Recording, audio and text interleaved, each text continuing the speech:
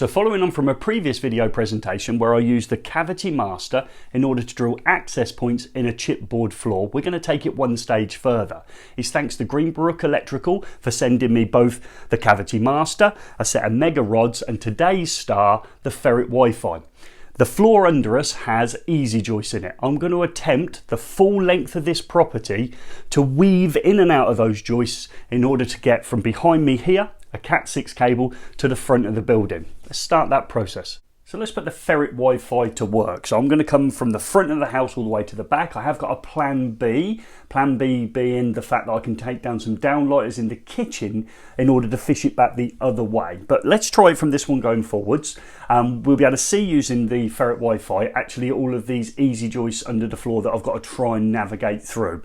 I'll show you a setup of the Ferret Wi-Fi at the end of this presentation. So I'll show you how to pair it up to the iPad in this case, how to turn it on, etc. But for this part, we're just going to see if we can fish it under this floor. So if I turn on my app, we should find the camera is on. Hit continue. Continue. Okay, so we can see we're off and running. So let's have a little look under this floor first. That's the difficult thing. So if I turn the iPad around so I can see it. And let's go under the floor.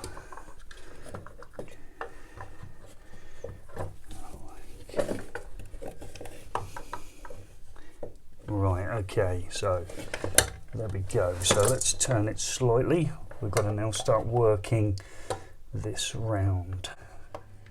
So we've abandoned plan A. It was just too difficult to get the rods to bend round before we start going over the easy joists as we work our way down. So we're going to work our way back.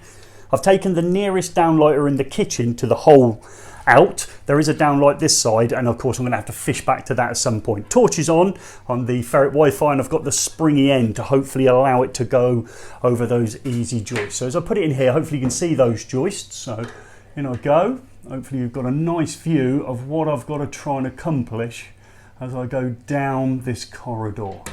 There you go, it's a perfect shot. I've got to attempt to get over those. Okay, so that's the trick of whether we can get over each and every one of these.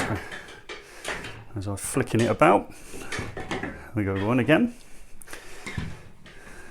We're still going. So I'm going to play around, let's just give you a really good shot. I'm going to play around at attempting to navigate through that space to the back of the house.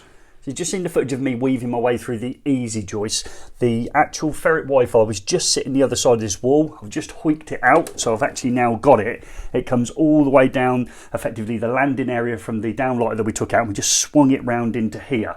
So what we're going to do now is attach our Cat6 cables and get this first leg pulled in before we then work our way back. So the Ferret Wi-Fi managed that miracle fish, and now all it is a case of just pulling the rods out with the new Cat6 cables attached and just pulling them out into this location, so then we can redirect them to where they need to be. So I'm just going to pull this through a bit.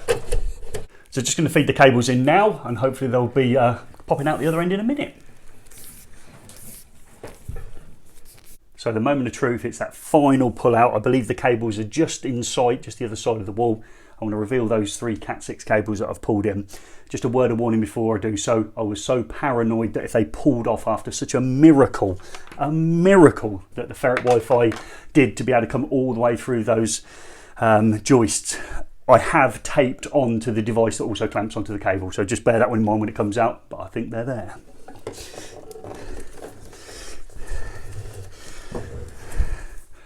I did it.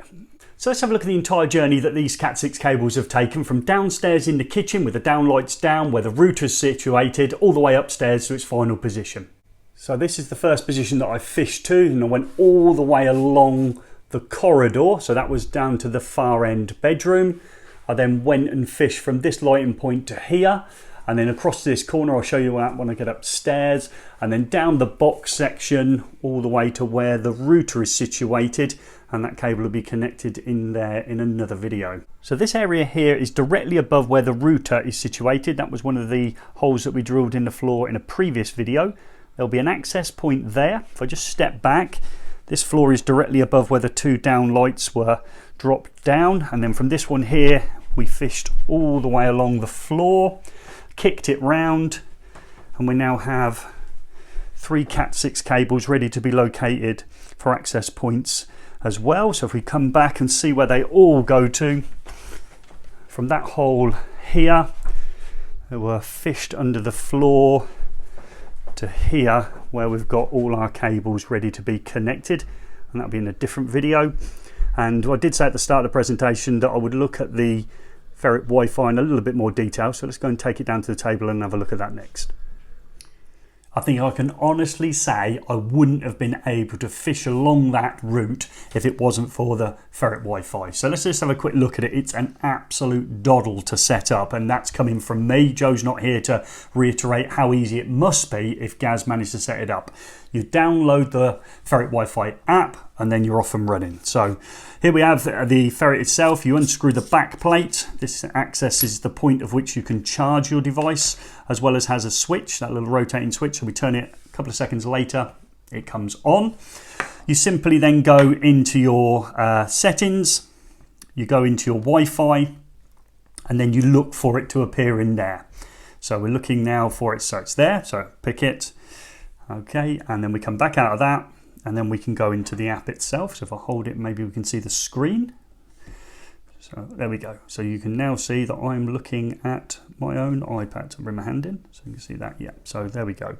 So that's how difficult it isn't to obviously get it to obviously operate. From here, we can turn the light on and off as well on the app. We can take photographs, we can record. It also gives you the battery life. So really, really good. So let's turn that back off again.